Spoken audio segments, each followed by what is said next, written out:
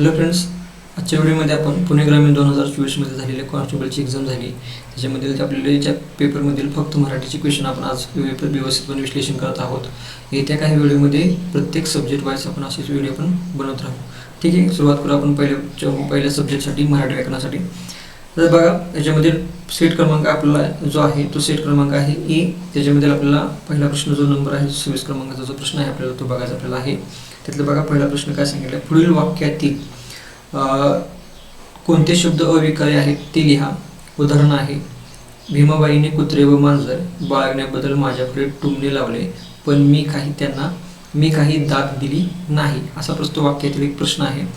एक वाक्य दिले, त्या वाक्यामध्ये काय सांगितलं बघा की आपल्याला अविकारी शब्द ओळखायचे. आता ह्याच्यात अविकारी शब्द जर बघितले, ऑप्शनमध्ये जर सरळ जर बघितलं, आपल्याला अविकारी शब्द हा एकच दिसतोय माझ्याकडे. ह्याच्यामध्ये जर उदाहरणामध्ये जर वाक्यामध्ये जर बघायचं असेल तर कोणते कोणते अविकारी शब्द आहेत, त्याच्यामध्ये पहिला आहे भीमाबाईने कुत्रे व मांजर, व हा एक शब्द येतो. त्यानंतर माझ्या पुढे एक येतो आणि पण, हे तीन शब्द आहेत की अविकारीमध्ये येतात. त्याच्यामधला जो पहिला एकच ऑप्शनमध्ये आहे तो म्हणजे माझ्या पुढे, तो शब्दयोगी अवयव म्हणून आपण ओळखतो. ठीक आहे, अशा पद्धतीने आपल्याला PYQ ऑप्शन बघण्यापेक्षा आपल्याला असं जर प्रश्न तुम्ही बघितले तर तुमच्या लक्षात लवकर येणार आहे.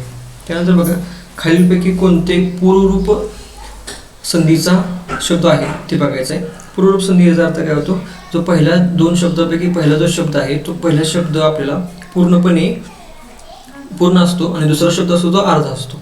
अशा पद्धतीने जर बघितलं तर आपल्याला एकच शब्द असा की लाडू आत, ह्याला काय म्हणतो आपण पूर्वरूप संधी असं म्हणतो.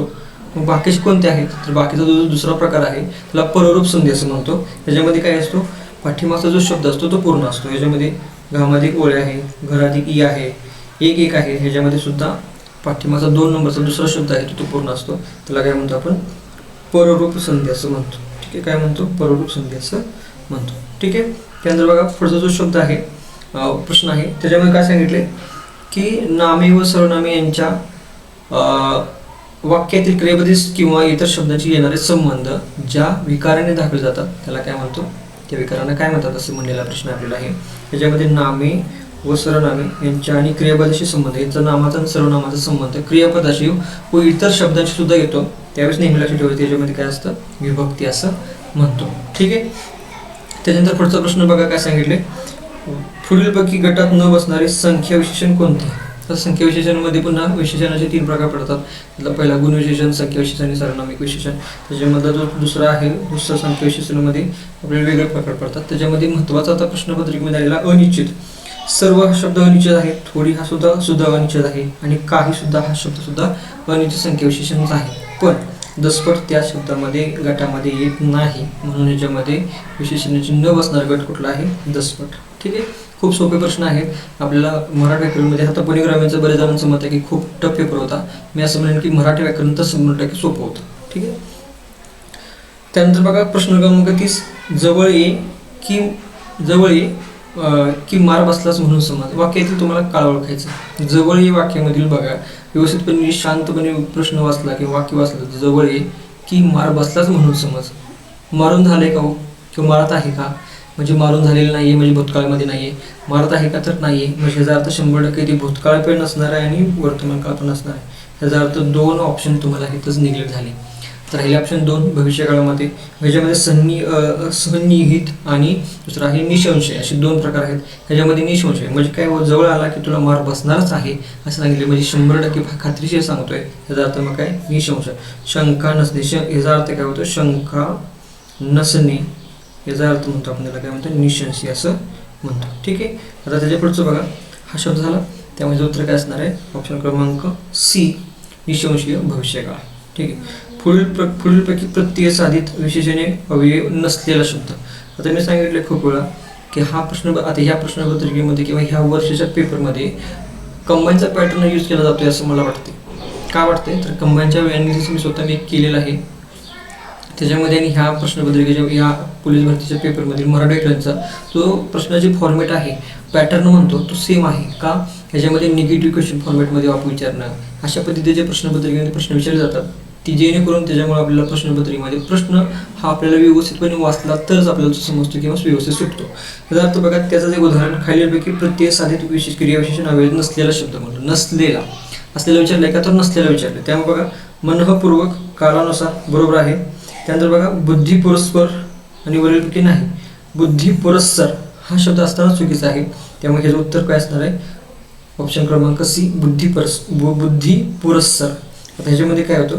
बुद्धी हा शब्द येतो पुह अधिक रस सर असं आपण लिहितो. त्यापेक्षा आपण काय करायचं तसं असं खोडता येत नसं न लिहिता आपल्याला कसं लिहायचं आहे? पुह अधिक रससर पुह अधिक सर याचा अर्थ काय होतो? पुरस्सर. ठीक आहे.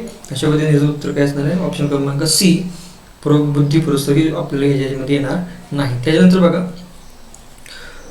पुरोगामी ह्या शब्दाचा समानार्थी शब्द कोणता?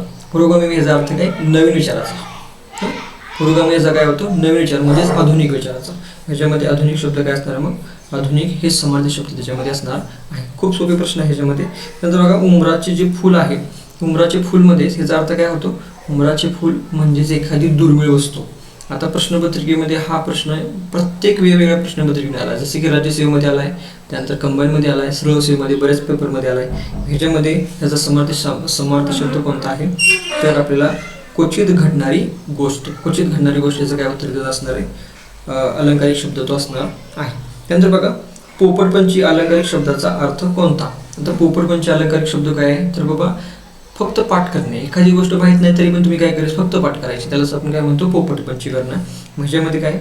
अर्थाज्ञाशिवाय बोलणे. अर्थाज्ञाशिवाय बोलणे म्हणजेच काय म्हणतात? पोपटपंची असं सुद्धा म्हणतो. खूप सोपे प्रश्न होते. अलंकारिक शब्द जरी व्होकॅब्युलरीमध्ये आपल्याला वाटतं की खूप टफ येतं, पण ह्यावेळेस मराठी पुणे ग्रामीणमध्ये हा थोडासा आपल्याला सोपा प्रकार बघायला मिळालेला आहे. बघा पांजरपोळ. आता ह्याचा अर्थ तुम्हाला माहितीच असणं आवश्यक आहे. पांजरपोळ ह्याचा अर्थ काय होतो? जनावरांना फुकट राहण्याची जागा असते, त्याला आपण काय म्हणतो? पांजरपोळ असे म्हणतो. नमनाला घराभर तेल. नमनाला घराभर तेल ह्याचा अर्थ नमन म्हणजे काय? सुरुवात करणे किंवा प्रारंभ करणे. आता ह्याच्यामध्ये प्रारंभ करणे आणि प्रारंभ करणारच काय होतं तेव्हा आपण काय म्हणतो? प्रारंभ करते वेळेस आहे त्याला घराभर तेल म्हणजे सुरुवातीला थोडासा काय होतो? त्याचा अर्थ जर बघायचं गेलं तर त्याच्यामध्ये काय? एखाद्या कामाला आरंभालाच जास्त खर्च होणे. तर काय असणार आहे? एखाद्या सुरुवातीच्या कामालाच आपल्याला आरंभाचा सुरुवातीचाच काळ असतो त्याच्यामध्येच जास्त खर्च होतो, त्याला असं काय होतं म्हणतो? नमनाला घराभर तेल. त्यानंतर बघा जो पुढचा प्रश्न आहे त्याच्यामध्ये खालीलपैकी कठोर वर्ण कोणते? आता कठोर वर्ण मी बऱ्याच वेळा तुम्हाला सांगितले की कठोर वर्णामध्ये खूप सोपे प्रकार आहे. वर्णमालेचा पहिला चॅप्टर आहे हा. ह्याच्यामध्ये बघा आपण ट्रिक करत असताना कसे केले? ह्याच्यामध्ये कचाट्यात पाय क च ट त प. ह्याच्यामध्ये दुसरा काय? ख ग आणि घ. ह्याच्यामध्ये मात्र ह्याच्यामध्ये असं जर बघितलं त्याच्यामध्ये गचा विषय सोडून अनुनासिकचा विषय सोडून जर पकडला तर अनुनासिक सुद्धा काय आपण पकडू 5 मिनिटं. त्याच्यामध्ये काय होतं? हा जो गट आहे, जो पहिला गट आहे, हा गट आहे तो कशाचा असतो? कठोर. दुसरा आहे 2 असतात ते कशाचे असतात? मृदूचे असतात. जो तिसरा आहे तो अनुनासिक म्हणतो, आपण त्याला काय म्हणतो? अनुनासिक सुद्धा म्हणतो. ठीक आहे. आता ह्याच्यामध्ये जर विचार केला तर जो आपल्याला काय विचारलं? कठोर. कठोरमध्ये आपल्याला त आणि ख हे 2 ख येतो म्हणजे ह्याचा अर्थ ते येऊ शकतो. मग ऑप्शन क्रमांक तुम्हाला 1 हा तुमचा कठोर वर्ण व्यंजनाचा जो प्रकार असणार आहे किंवा तो गट असणार आहे. पुढील दिलेल्या सामासिक शब्दाचा योग्य विग्रह करून आपल्याला ते काय करायचं आहे? बघायचं आहे की विग्रह केल्यानंतर कुठला पर्याय बरोबर येतो. विग्रहाचा काय अर्थ आहे? सामासिक शब्द कोणता आहे आपला? ते ॲक्च्युली असताना दिगंबर आहे.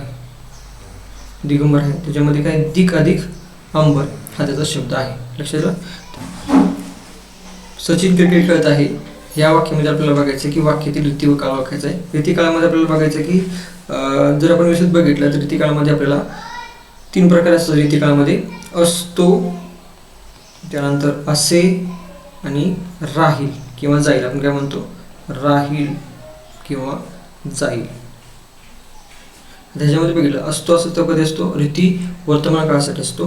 रीती भूतकाळासाठी तो असे असतो आणि राहील रीती भविष्यकाळासाठी राहील किंवा जाईल असतो. आता ह्याच्यानुसार बघितलं तर असे हा शब्द ऑप्शन क्रमांक 2 मध्ये आहे. त्यावर रीती भूतकाळ तिथं आपल्याला येणार आहे. त्यानंतर पुढचा प्रश्न जर बघा, पुढचा प्रश्न काय? खालीलपैकी क्रियापदाची विद्यार्थ अर्थ असणारा शब्द कोणता? विद्यार्थ्यामध्ये मी सांगितले क्रियापदाचे 4 प्रकार पडतात. 4 प्रकारमधला हा एक प्रश्न प्रकार आहे. त्याच्यामध्ये नेहमी लक्षात ठेवायचं वाक्याला वा, क्रियापदाला वा, वी आणि वे हे प्रत्यय लागले असतात ते विद्यार्थ्याच्या क्रियापदाचा अर्थ असतो. त्याच्यामध्ये बघा विद्यार्थ्याला वा वी वे ऑप्शनमध्ये कुठल्या शब्द क्रियापदाला वा वी प्रत्यय लागलाय? ऑप्शन क्रमांक 3 याला काय लागलाय? वाविवी, मुलांनी खरे बोलावे हे उत्तर येऊ शकतं, कारण का क्रियापदाला वावी प्रत्यय लागला. एवढं सोपं आहे. ट्रिकनुसार व्यवस्थित ठेवलं तर लक्षात येतं की आपल्याला खूप सोपं आहे ते.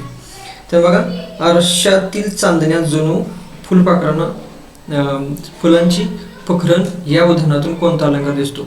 जणू शब्द आला याच्या वाक्यातील काय? जणू शब्द आहे. तो जणू शब्द आपल्याला सर्वात महत्त्वाचा भाग आपल्याला काय करतो, तो व्यवस्थित सांगून देतो. आणि याच्यामध्ये अलंकार जो आहे चॅप्टर असा, ह्याच्यामध्ये आपल्याला जर सोपे प्रश्न जर आपल्याला सोडवायचे असतील तर ह्याच्यामध्ये आपल्याला PYQ चांगलं केलं पाहिजे. दुसरी गोष्ट, प्रत्येक प्रकारामध्ये कीवर्ड असतात, ते आपल्याला कीवर्ड माहीत असणं गरजेचं आहे. त्याच्यामध्ये जणू हा शब्द कशासाठी येतो? उत्प्रेक्ष अलंकारासाठीचा येतो. ठीक आहे. त्यानंतर बघा, घाशीराम कोतवाल आणि सखाराम बाइंडर या नाटकाचे नाट्यकार कोण आहे? तर आपल्याला फॅक्च्युअल आहे, आपल्याला माहितीच असणं पाहिजे. ह्याचे कोण आहेत? विजय तेंडुलकर आहे. खालील शब्दातील धातुसाधित विशेषण कोणते? ह्याच्यामध्ये विचारलं तर आपल्याला लक्षात ठेवा, धातुसाधित म्हणजे धातूपासून बनलेला जो विशेषण आहे तर आपण काय म्हणतो? धातुसाधित विशेषण असं म्हणतो. ह्याच्यामध्ये शेवटचा शब्द आहे पड. पड हा धातू आहे आणि त्याला विशेषण लागून काय केले? धातुसाधित शब्द लागून काय केले? पडका हा शब्द आपल्याला लागला आहे आणि त्याला असं काय म्हणतो आपण? त्याला पडका किल्ला. त्यामुळे उत्तर काय असणार त्याचं? ऑप्शन क्रमांक 3 पडका किल्ला. त्यानंतर बघा, जो पुढचा शब्द आहे, पुढचा प्रश्न आहे, पुढीलपैकी वाक्यातील प्रयोग कोणता? आता ह्याच्यामध्ये लक्षात ठेवा, प्रयोगमध्ये खूप सोपा प्रश्न असतो, आपल्याला अवघड वाटतं, पण मी असं म्हणेन की खूप सोपं आहे. ह्याच्यामध्ये कसं बघा, तुम्हाला वाक्यातील क्रियापद माहीत असणं आवश्यक आहे आणि आपल्याला क्रियापद कळते. मग ह्याला क्रियापदाला नाराप्रत्यय लावा. नाराप्रत्यय लावल्यानंतर आपल्याला उत्तर मिळतं करता. शिकवणारा कोण? तर ह्याचा काय उत्तर येतो? गुरुजी. गुरुजी आहे म्हणजे ह्याचा वाक्य आपल्यासाठी करता. करता कोणावर क्रिया करतो? तर मुलांना करतो. तर मुलांना असल्यानंतर मी तर काय करणार? कर्म. त्यानंतर बघा, पुढचा जो भाग आहे त्याच्यामध्ये कर्त्याला प्रत्यय लागला आहे का? तर हो. आणि कर्माला प्रत्यय लागला का? हो. मग कर्त्याला आणि कर्माला दोन्हीला प्रत्यय लागला असतो, त्यावेळेस आपण काय म्हणतो? बाह्यप्रयोग असे म्हणतो. कर्मणी प्रयोग कसा ओळखायचा? कर्त्याला प्रत्यय आहे, कर्माला प्रत्यय नाही. कर्तृप्रयोगामध्ये कर्मालाही प्रत्यय नाही आणि कर्त्यालाही प्रत्यय नाही, त्याला आपण काय म्हणतो? कर्तृप्रयोग असे म्हणतो. मग याच्यामध्ये दोन्हीला प्रत्यय असल्यामुळे उत्तर काय असणार आहे? बाह्यप्रयोग असणार आहे. ठीक आहे. पुढे बघा, पुढीलपैकी कोणते वाक्य केवळ वाक्य आहे? केवळ वाक्याचा अर्थ काय होतो? वाक्यामध्ये कर्ता हा एकच असतो. काय असतो? एकच असतो. ठीक आहे. पुढे बघा, त्याच्यामध्ये तो अभ्यास करतो, तो खूप वेळ अभ्यास करतो, तुझा अभ्यास झाला की येतो. ह्याच्यामध्ये हे तर 100% येणार नाही, यापैकी नाही उत्तर. मी ह्याच्यामध्ये कुठला येणार आहे? कर्ता एकच आहे, त्याला काय म्हणतो आपण? ऑप्शन क्रमांक 1 39 उत्तर त्याचं बरोबर आहे. पुढीलपैकी शब्दाचा समास ओळखा. क्षणोक्षणी. क्षणोक्षणीचा अर्थ जर बघितला तर आपल्याला काय येतो? प्रत्येक क्षणी. काय येतो? प्रत्येक क्षणी. आणि प्रत्येक क्षणीचा अर्थ होत असताना ह्याला आपण काय म्हणतो? वाक्यातील कर्ता प्रथम 2 शब्दामधील पहिला कर्ते महत्त्वाचा असेल त्याला आपण काय म्हणतो? अव्ययभाव समास म्हणतो. त्याचं उत्तर काय असणार आहे? अव्ययभाव समास उत्तर असणार आहे. रोग्यांची शुश्रूषा करणारी या शब्दसंबंधित एक शब्द ओळखा. रोग्यांची शुश्रूषा करणारी. आता ह्याच्यामध्ये जरी माहीत नसलं तर आपल्याला लक्षात आलं पाहिजे की 2 ऑप्शन आपल्याला सिमिलर वाटतात, उपचारिका आणि परिचारिका. ह्याच्यामध्ये आपल्याला 2 ऑप्शनपैकी जर शोधाचा आपण व्यवस्थित बघितला तर आपल्याला परिचारिका म्हणजे रोग्यांची शुश्रूषा करणारी व्यक्ती. नंतर बघा, दुआब ह्या शब्दातील संबंधित शब्दाचा समूह ओळखा. दुआबचा अर्थ काय होतो? तर आपल्याला गणितीमध्ये भूगोलमधला हा प्रश्न आहे, पण इथं आपल्याला विचारताना बघा, दुआब म्हणजे 2 नद्यांमधील जो जागा असते त्याला काय म्हणतो आपण? दुआब असे म्हणतो. ठीक आहे.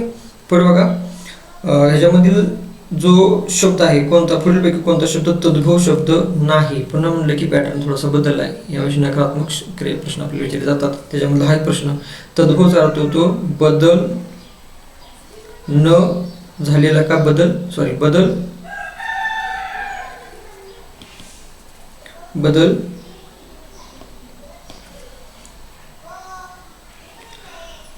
झालेला, त्याला आपण काय म्हणतो? तर तद्भव शब्द म्हणतो. आणि बदल जसा तसा असेल त्याला काय म्हणतो? तत्सम असे म्हणतो. ह्याच्यामध्ये कर्ण आणि चाक जर विचारलं तर कर्णचा होतं कर्ण, तो चाकचा होतं चक्र होतं. आता मला सांगा की तुम्हाला थोडंसं हे असं चॅप्टर आहे, मी सांगायचं तुम्हाला 5 मिनिट सांगतो मला की हा चॅप्टर असा आहे, ह्या चॅप्टरमध्ये तुम्हाला स्वतः जाऊन व्यवस्थित बघणे खूप गरजेचं आहे. त्यामुळे असं मी तुम्हाला सांगेन की विनंती करतो की तुम्ही हा प्रश्न आहे जो हे म्हणजे पूर्णपणे जाऊन स्वतः बाळासाहेब शिंदे सरांच्या पुस्तकातील शब्दसिद्धी चॅप्टर शोधा, काढा आणि त्याच्यामध्ये पूर्णपणे शब्द ते वाचून घ्या. कारण आता तुम्ही ज्यावेळेस अभ्यास करताय त्यावेळेस तुम्हाला लक्षात लगेच तुम्ही ज्यावेळेस त्यावेळेस तुम्ही बघितलं तुमच्या लक्षात येईल. मी असं म्हणेन की तुम्ही हा तुमचा होमवर्क आहे, होमवर्कमध्ये तुम्ही काय करा की हे जाऊन शब्द हा चॅप्टर तुम्ही व्यवस्थितपणे शोधा आणि वाचा व्यवस्थितपणे, ठीक आहे. आणि त्याचं उत्तर मला कमेंटमध्ये कळवा, ठीक आहे. आता ह्याच्यामध्ये उत्तर काय आहे ते तुम्हाला मी डिरेक्टली तुम्ही मला कमेंटमध्ये सांगितलं तर खूप छान वाटेल. शेवटचा प्रश्न याच्यामध्ये बघा, बोलत असताना विचार मालिका तुटल्यास त्याला काय म्हणतो? विचार मालिका तुटली त्यावेळेस आपण सहज आपण काय म्हणतो? अपसरण चिन्ह असे म्हणतो. आता हा एक जो चॅप्टर आहे तो जर त्यावेळेस वारंवार ह्या वर्षी विचारला गेलेला आहे, त्यामुळे आपल्याला हे पण चॅप्टर व्यवस्थित बघणे गरजेचं आहे, ठीक आहे. अशा प्रकारे आपण ह्या पुणे ग्रामीण पोलीसमधील जे मराठीचे प्रश्न होते ते आपण व्यवस्थितपणे विश्लेषण केलेले आहे. पुढच्या व्हिडिओमध्ये किंवा पुढच्या व्हिडिओ तुम्हाला कोणत्या सब्जेक्टसाठी पाहिजे ते नक्कीच कमेंटमध्ये कळवा. तोपर्यंत धन्यवाद.